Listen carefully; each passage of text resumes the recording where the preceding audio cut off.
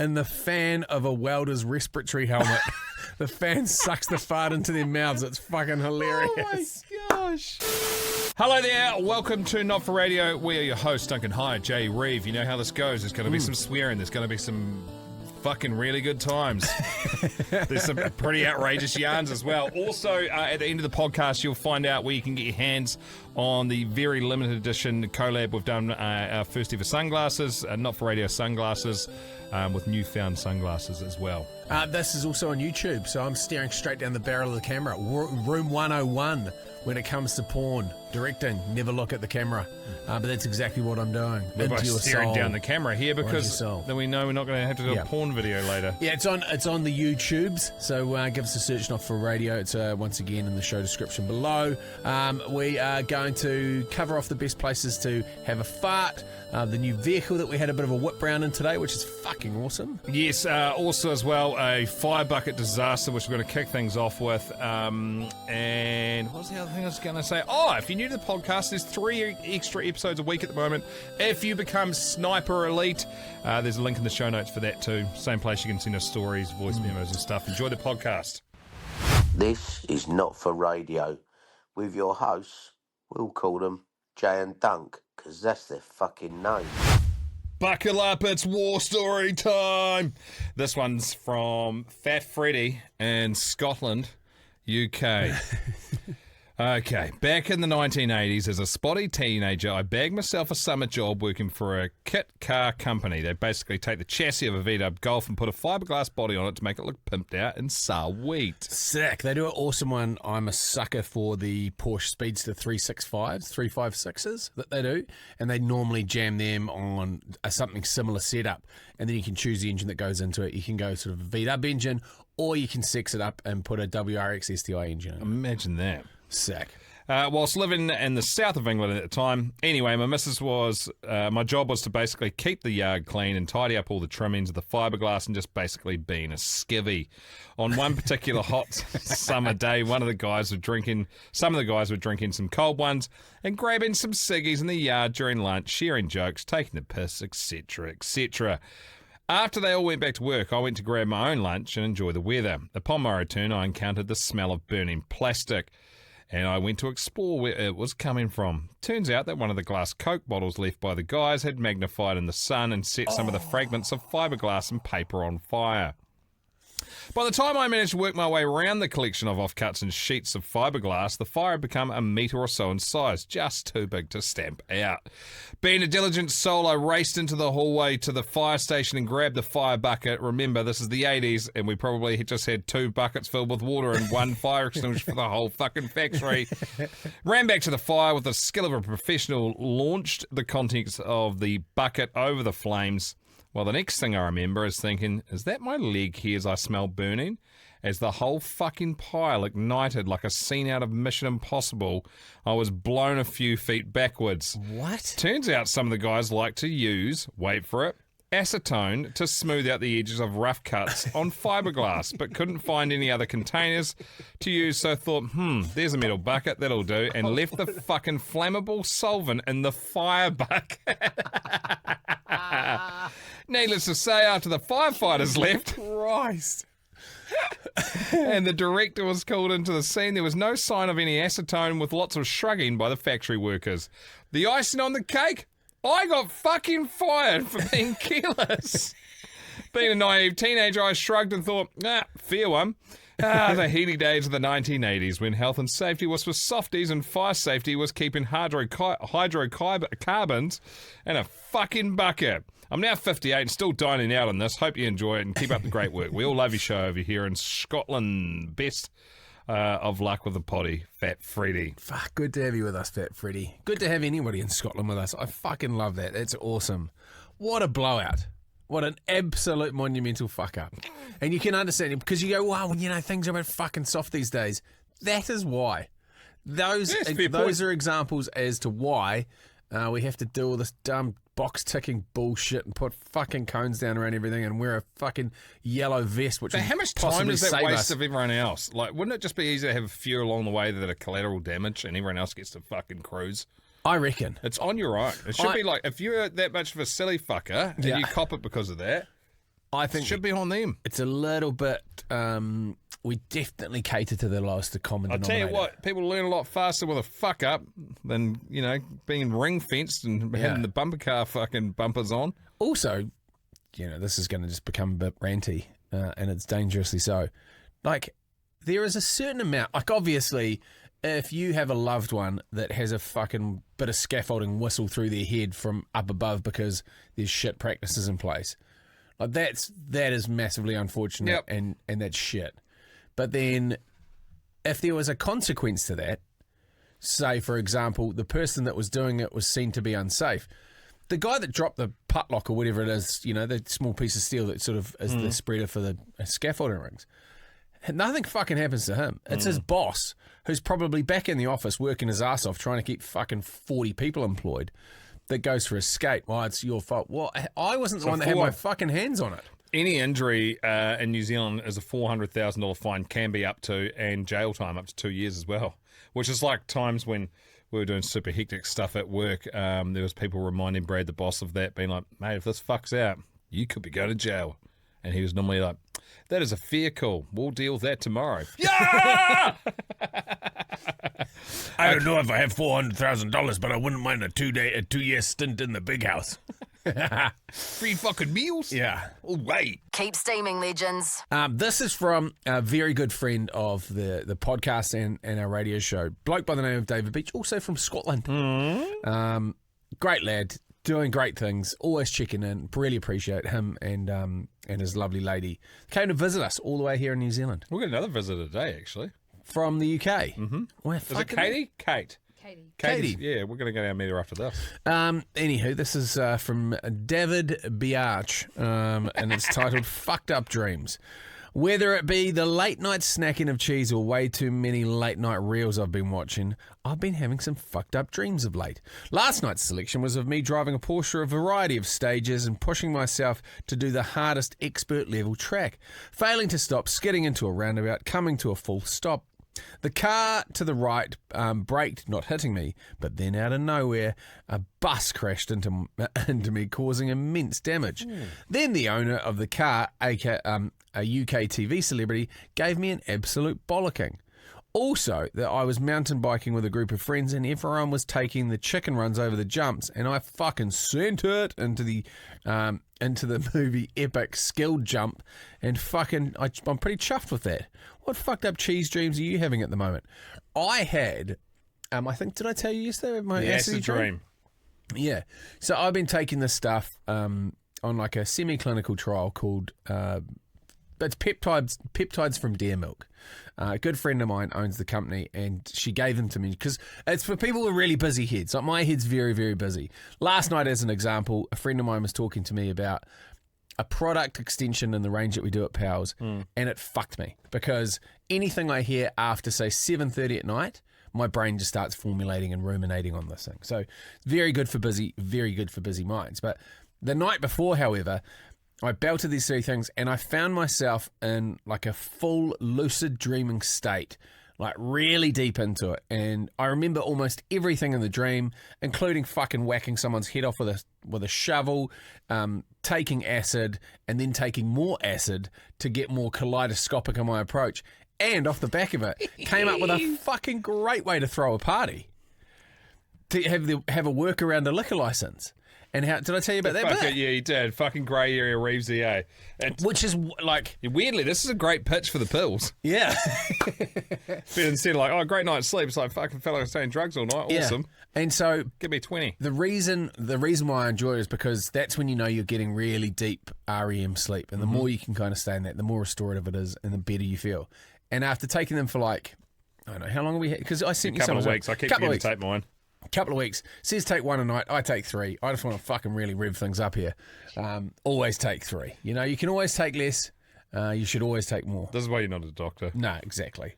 But it's fucking awesome. And for those people that smoke weed to sleep, I understand if you can't calm your brain down, you need to have some edibles or have a bit of a chuff before you go to sleep. People that smoke weed before they go to bed don't sleep. Really? At all. What? I mean, so the people that don't sleep If People they that don't sleep- smoke weed, the people that need weed to sleep, if they don't smoke it, they don't sleep. No. If they don't sleep, I fuck that up. If you smoke weed when you go to sleep, you don't dream. Oh. Yeah, so it takes out that part of your brain, apparently. How's this? Just the sleep thing. You know how I gave Dixie that sick Garmin watch for her birthday? Yes. So now it's tracking, doing the sleep training thing. There's a few bits and pieces. It'll take 3 weeks of gathering information before we can give you a detailed picture of what you need and what's required. But for the most part, like you wake up and it'll give you a morning report on your sleep and you can flick through it. It'll be like, you had 8 hours, 20 of sleep. There was 4 hours, 30 of light sleep. There was 1 hour, 20 of deep sleep. There was 3 hours, or, like 2 hours of REM sleep. And you charge your battery to your body battery to 77%. And when she was going to bed last night, she was like, look at this. Says I need 8 hours, 15 minutes sleep, like of a decent sleep to charge back up to 100%, and she was at 54%.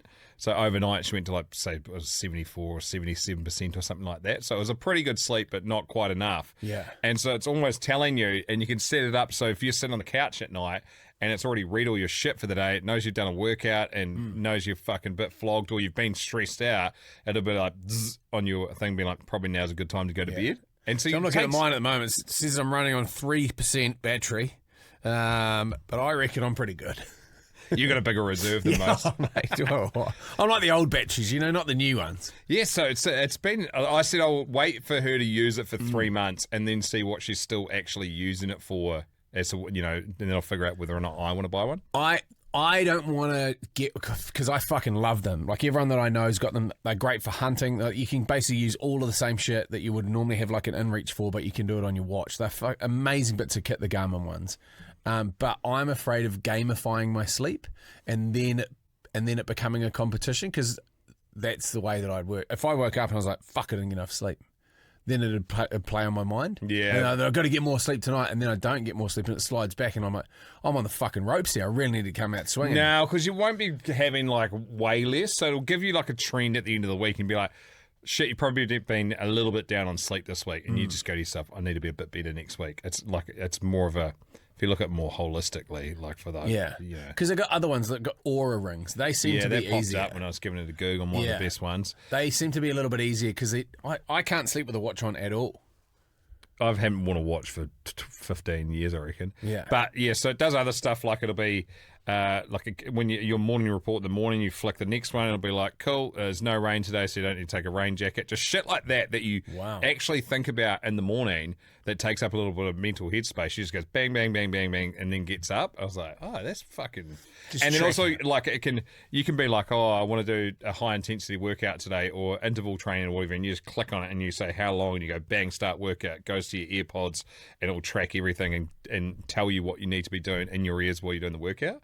That's so just cool. The full mental load is completely gone. Wow. Or you could be like 15-minute full body workout. What do you have? Add dumbbells, fucking kettlebells, whatever. Because they vary in price from like $500 to like $2,500. Yeah, so this one was 800. 830 or something like that. I think the bloke's one's slightly more expensive, under 900. So Pretty sick. yeah, so far I've been pretty impressed with it. But then also as well, I want to wait the 3 months because it might just be fucking noise on your wrist you don't pay attention to, and then what's the point in having it after a while? I think she's going to be running, like I said the other day, those trail runs. So she'll do the couch to 5K, and that'll talk, through the app. It'll just tell her what she needs to be doing every day. It's the mental load thing. If you can delete mental load, I think you clear your headspace for other shit. So just on the fucked up dreams, before we wrap that up, Grant Buchan. Say that one? Not recently. Buchan. No, not at all. Buchan. Buchan. Well, anyway, Grant, good to have you listening, mate. GB. Not recently, but I had a dream that the former wrestler Papa Shango, I was thinking about him yesterday, was at my door. I was going to bring him up on air yesterday when we were talking about Ric Flair. Woo! But I was like, oh, maybe that's too niche. But he was on one of the first Sega Master System wrestling games. No, Sega Mega Drive. Yeah. Good old Papa Shango. I could see him Sega through the Saturn. I could see him through the small glass pane in the front door. I then found out in the morning that I'd been sleepwalking and had been stood at the top of the stairs just staring at the front door. So in his dream was just staring at the great wrestler of Papa Shango. No idea what happened to him. And then also a little note from Lee here on the dreams, Westy Lee. I once had a dream that I was trapped inside a bird's vagina. Inside Big Bird's vagina. Oh, that's even funny. Fucking hell. Holy shit. I had a weird dream the other night. I was dreaming about sleeping. Really? So I was asleep in my dream. So I was dreaming, and in my dream I was sleeping, thinking about the fact that I was sleeping. It was like an inception of sleeping. Yeah. And I was like, kind of cool. I'm asleep here because I know I'm dreaming, but I'm sleeping in my dream. Man, I must be overtired if I fucking want to double down, get dream sleep as well as dream sleep. I've had a dream where you go, I really need to have a piss. And you go, uh-oh, that means you're going to piss the bed. And then I was like, fuck, I'm still in the dream. I need to get another layer out. Oi, wake up.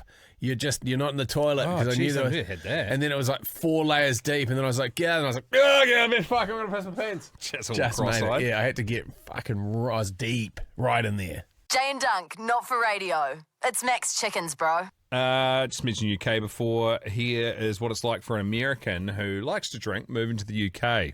Dear Diary, in America, I was told I drank too much. Imagine how excited I was to move to Britain and realize I didn't even have a problem. In America, they called me an alcoholic. My British friends have assured me I'm what's known as a legend. I've got to go now. It's 3 p.m. and my British friends are coming over for something they call pre-drinks. It's so fucking accurate, eh?